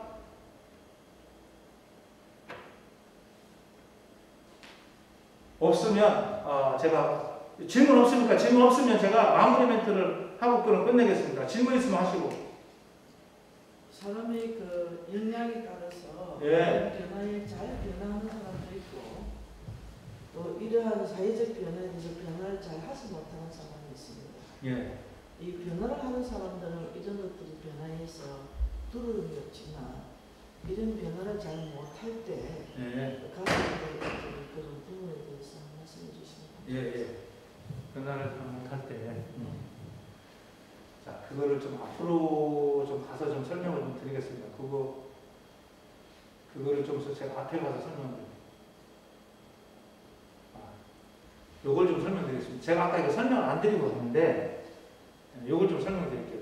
지금 변화를 하는데 능동적으로 적극적으로 따라오는 사람도 있고, 또 따라오지 못하는 사람도 있고, 그다음 관망하고 중간자적인 입장에서 있는 사람들이 있습니다. 그래서 어느 조직에 가서 이런 변화와 혁신을 하자고 하면 10%, 15%는 따라옵니다. 10%, 15%는 따라오고, 그 다음에 그 중에서 한 50%는 중간자적 입장에서 방관을 하고 있어요. 잘 되나 안 되나 보자. 적극적으로 이렇게 간을 본다는 거예요. 간을 보는 거예요. 간을 보고 괜찮으면 그쪽 방향으로 가자. 그 중간자적인 입장이 많은 거예요. 그 다음에 나머지 또 거기 15% 그 사람들은 뭐 한 20% 이상 사람들은 또 완전히 반대를 하고 있는 거예요. 이런 거 왜 하냐? 작년에도 해봤는데 이거 한다고 해서 뭐가 좋아지는데 이렇게 해서 불평불만을 갖고 있는 사람도 있습니다. 자, 그래서 일단은 큰 조직에서 이끌고 갈 때 주동 세력이 혁신을 갖고 있는 조직의 책임자, 각 팀장님들을 대상으로 해서 중간자적 입장이 아니라 의사결정을 내린 사람, 직원들을 매니징하는 사람, 이 사람들부터 행동하는 것을 의식전환이라든지 그다음 혁신의 기법 같은 이런 특강이든 이런 내용들을 반복적으로 시켜서 이분들을 변화를 시켜버리면 15%가 조직의 리더급을 변화시키면 나머지 중간자적인 입장은 따라오기가 쉽습니다. 근데 그 처음에 그 긍정적인 세력을 즉 의사결정을 내릴 수 있는 조직의 장들을 장악하지 못하면 혁신하기가 상당히 어려운 거죠. 그래서 요즘에 이거를 부카 시대라고 합니다. 부카. 벌레타, 급변하는 시대, 월서튼 불확실한 시대, 컴플렉스 복잡한 시대, 모호한 시대. 그래서 이런 거를 이렇게 지금 현재 이런 시대인데 요거 대책도 부카야. 그럼 이렇게 급변하는 환경이 급변하고 지금 코로나로 인해서 경제적 문제, 그 다음에 뭐 그 교육 방식의 문제 이렇게 생기니 그럼 어떻게 해야 되는지 우리 동국대도 지금 현재는 어렵지만 3년 후 5년 후면은 어떻게 지금보다 좋아질 것이다. 어떻게 우리 학교가 위상이 이렇게 바뀌어질 것이다 하는 그런 명확한 비전을 교수나 교직원들한테 이걸 알려줘야 된다는 거죠. 근데 이걸 모르면 혼란에 빠져버려요. 방향을 알아야 돼. 그러면 이런 방향으로 가기 위해서는 우리 팀장들이나 리더들이 직원들과 우리 방향에 대해서 이렇다라는 것을 소통을 해줘야 된다. 우리 꿈이 이렇다. 그래서 지금 이런 혁신 활동을 하고 있다. 그럼 우리 학교가 이렇게 좀 더 나은 위치로 갈 것이다. 미래 비전은 이렇다라는 것을 소통을 해야 됩니다. 그 소통 안 하면 모르는 거죠. 그리고 리더들만 혁신해야 되는 거 알고 교직원들은 그냥 가만히 열중시하고 있는 것이죠. 자, 그 다음에 지금 복잡한 시대야. 그럼 이렇게 어렵고 의사결정이 안 되고 이럴 때는 또 어떻게 해야 되는지 모르겠어. 그러면 업무 규정을 의사결정을 빨리 신속하게 해서 어떻게 단순화시키고 의사결정을 하기 위해서 정보를 빨리빨리 보내주고 그 다음에 의사결정을 지금보다 어떻게 더 짧게 단순화시킬 것인지 직원들이 해야 될 것, 리더들이 해야 될 것을 단순 명료하게 이걸 규정화시켜서 그걸 홍보를 해야 됩니다. 그렇게 하고 마지막에 이제 에질러티죠. 신속하게 민첩성은 요 위에서 비전을 알려주고 소통이 됐고 우리가 가야 될 방향이 뭐다는 것을 명료화시켜서 단순화시켜서 신속하게 의사결정을 내리고 신속하게 실행으로 옮길 수 있도록 해야만 된다. 그래서 이거를 뷰카, 요즘 뷰카 시대에 대응책으로 뷰카를 얘기합니다. 그래서 안 되는 사람, 안 따라오는 사람을 보지 말고 15% 상위권에 15%, 20% 있고 긍정적인 세력을 갖고 있는 사람을 가지고 일단 밀고 같이 가면 중간자적인 입장에서 간을 보고 있는 사람도 같이 따라오게 돼 있다. 왜? 조직이니까. 그래서 안 되는 사람 때문에 너무 고민해서 안 따라오는 사람이 거기에 정력 낭비를 할 필요가 없다. 좀 그렇습니다. 변화 혁신에 대해서 변화 리스크 매니지먼트한테 좀 그렇습니다. 원장님 이렇게 질문하셨고 다른 교수님도 질문 없는 거죠? 그러면 제가 마지막 멘트를 하겠습니다. 마지막 멘트를 마음에 관련된 멘트를 하겠습니다. 마음의 멘트. 변화의 혁신은 끝이 없어요. 진리는 변하지 않아요. 변화는 끝이 없어요. 그거는 바뀌지 않아요. 그냥 우리가 언젠가는 우리가 몸도 다이어트 하고 영양제를 먹어야 되듯이 우리 조직도 다이어트 해야 되고요. 체력을 단단하게 해야 돼요. 위기에 대비해서 대응을 해야 됩니다. 그게 바로 뭐냐? 혁신이에요. 근데 그 혁신을 우리 조직에서 혁신하지 않으면 무궁한 발전이라는 것은 그건 약속받을 수가 없어요. 기업도 마찬가지잖아. 언제 부도가 날지 모르는 거예요. 그러면 여기에 따라서 해안을 가지고 지혜를 가지고 직원들이 단합을 해서 해야 되는데 자, 이 일을 어차피 변화를 해야 되는 것은 앞으로 3년 후에 5년 후에 또 어떤 혁명이 또 일어날지 몰라. 그러면 마음가짐 하나라도 내가 이 일을 할 때 즐거운 마음으로 감사한 마음으로 이걸 해야 되는데 이걸 스트레스를 받고 왜 내가 이거 해야 되는가 긴장을 하고 스트레스를 받고 하면은 내가 얻는 것은 병밖에 없습니다. 병밖에 없어요. 그러면 우리 동국대가 인성교육에 여기가 메카라고 한다면 교수님부터 교직원부터 그 일을 혁신이든 기존의 루틴한 일이든 이것을 즐겁게 고맙게 감사한 마음으로 자발적으로 창의적으로 하는 이러한 문화가 형성이 돼야 돼요. 근데 지금 이 일을 하면서 긴장이 되고 두렵고 불안하고 한 것은 다 누가 준 것이 아니라 내가 이 현상에 대해서 그렇게 선택한 거예요. 불안하다고 짜증이 난다고 그렇게 선택한 거야. 누가 짜증을 주지 않았어. 스트레스도 주지 않았어요. 본인이 그렇게 지금 받아들이고 있는 거예요. 행복과 스트레스는 누가 준 것이 아니라 내가 선택한 것이다. 원하지 않으면 받지 마라. 원하지 않으면 받지 마라. 모든 감정의 선택 결정권은 내가 갖고 있다. 나는 내 인생의 CEO다. 내 인생의 주인이에요. 내 감정의 주인이야. 그렇기 때문에 순간순간 나한테서 일을 할 때, 고객을 만날 때, 혁신활동할 때 일어나는 내 마음은, 내 정서는 내가 선택할 수 있는 의사결정권자입니다. 내가 내 인생의 CEO잖아. 내가 내 인생의 CEO면 최고 의사결정권자거든요. 그러면 일을 할 때 감사한 마음으로, 즐거운 마음으로, 창의적으로 일하는 거예요. 제 이름이 뭐라고 했습니까? 제 이름이 권기층이 아니라 샘솟는 즐거움이라고 했어요. 권기층이 오늘 강의한 게 아니라 오늘 샘솟는 즐거움이 인원수에 관계없이 내가 해야 할 도리를 그럼 즐겁게 강의했은 거예요. 왜? 나의 본질대로. 나의 본질대로 했을 뿐이에요. 여러분들 여기 계신 분들도 여러분들 안에 존재하고 있는 본질이 뭔가 아시잖아요. 나한테 갖고 있는 거예요. 처음에 시작할 때 부처님의 거룩하신 어떤 것에 세 가지에 대해서 거기에 존중하고 따르겠다고 했지 않습니까? 그게 내 안에 있는 거야. 그런 지혜가 내 안에 있는 거야. 그럼 그 지혜를 발휘해서 감사한 마음으로, 자비의 마음으로, 지혜로운 마음으로 일을 하는 것이다. 우리 교직원이, 우리 학생들이 공부도 그렇게 한다면 저는 어마어마한 큰 성과를 낼 수 있다고 저는 생각합니다. 왜 평상시에 커피를 먹으면 자, 커피 먹을래? 녹차 먹을래? 그럼 나 커피 먹겠어. 커피 먹으면 라떼 먹을래? 그 아메리카노 먹을래? 그럼 나 아메리카노 먹을래? 그럼 아이스 먹을래? 아이스 먹을래? 따뜻한 거 먹을래? 나 따뜻한 거 먹을래? 짬뽕 먹을래? 짜장 먹을래? 그럼 나 짜장 먹을래? 소주 먹을래? 맥주 먹을래? 그럼 나 맥주 먹을래? 음식을 선택하면서 커피를 선택하면서 순간순간 나한테서 일어나는 감정은 왜 자기가 좋아하는 감정을 선택하지 않느냐 이거예요. 왜? 내가 내 감정의 의사결정권자로서 내가 내 안에 부처를 모시고 있는데 부처를 모시고 있으면 부처님의 법문을 내 안에 다 녹이고 있으면 내가 움직이는 법당이고 내가 부처를 모시고 있는 대웅전인데 어떻게 일을 할 때 그 스트레스를 받으면서 다른 사람을 모함하면서 할 수가 있겠냐는 거죠. 그거는 나의 본질이 아니다. 그거는 내가 원하지 않는 가짜의 정서이다. 스트레스와 짜증과 미움과 원망은 나의 본질이 아니기 때문에 가짜에 속지 않는다. 진짜는 사랑, 감사, 지혜, 봉사, 열정, 싱싱한 생명이다. 그게 나의 본질이다. 나의 본질대로 생활하는 것이 인생의 참된 주인된 행동이다. 저는 이렇게 이야기하고 싶습니다. 여기까지 했는데 좀 공감이 되셨는지 모르겠어요. 그럼 오늘 이것으로 마치겠고요. 끝까지 경청해 주시고 즐겁게 참여해서 대단히 고맙습니다. 감사합니다.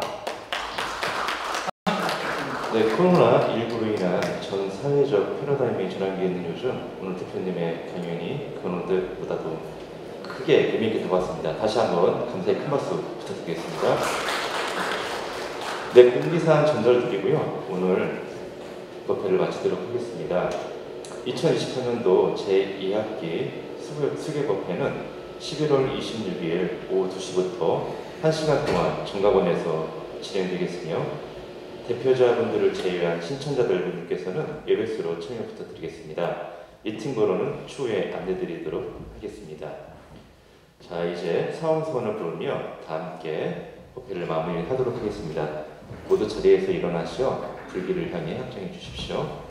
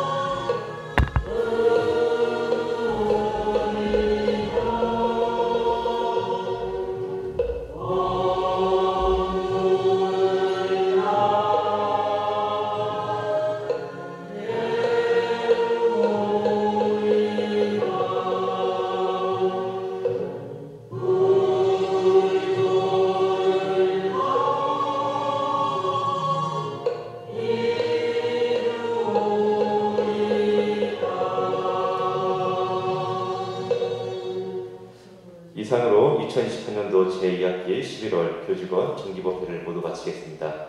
성불하십시오. 성불하십시오.